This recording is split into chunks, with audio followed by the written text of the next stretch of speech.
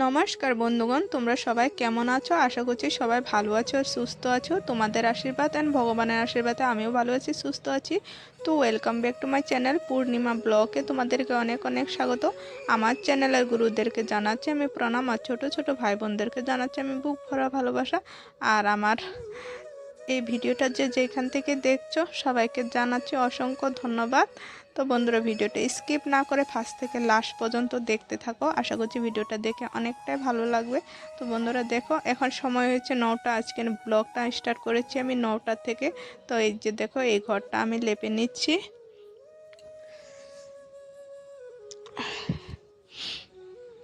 তো ঘরের ভিতরে পুরা রৌদ্র এসে গিয়েছে গো। ঘরের বেড়াগুলো ফাঁকা ফাঁকা আছে, তো ফাঁকা দিয়ে রৌদ্রগুলো সব চলে এসেছে।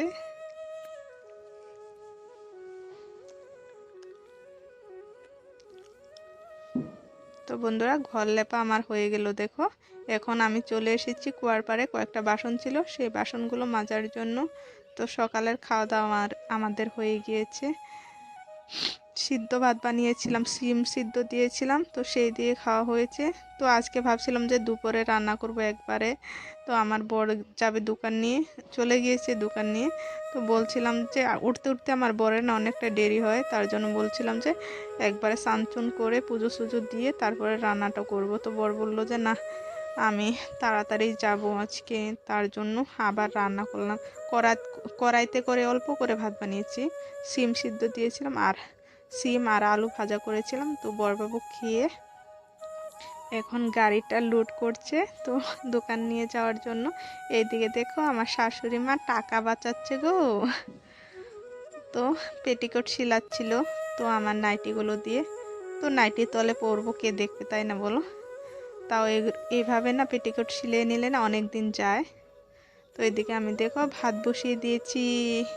এদিকে ভাত আমার হয়ে গিয়েছে, মূলা শাক, তারপরে ওই দিনকার মাছ ছিল, সেই মাছ বানাবো, আলু দিয়ে ঝোল করব। তারপরে ছোটু তো মাছ খাবে না, শাক খাবে না, ছোটুর জন্য আলু ভাজা করব।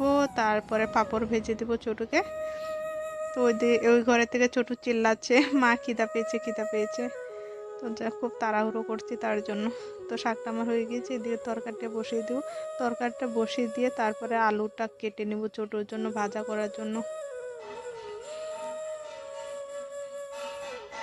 এদিকে দেখো, তেলে আমি জিরে পেঁচকুচি সব দিয়ে দিয়েছি। এই যে মশলা আগেই করে রেখেছিলাম আধা, তো একদম আলুর সাথে একসাথে মশলা দিয়ে দিয়েছি। তো ভালো করে মশলা দিয়ে আলু কষানো হয়ে গিয়েছে, দিয়ে দিলাম ঝোল, এদিকে দিয়ে দিলাম মাছ। তো এদিকে আমি গরম মশলাটা বেটে রেখেছিলাম, সেটাও দিয়ে দিব। তো এদিকে কিন্তু আমার তরকারি কিন্তু হয়েই গেল, ভালো করে ফুটে নিয়েছে দেখো, পুরা উতলাচ্ছে তরকারিটা। তো এদিকে আমি তরকারিটা নামিয়ে নিব।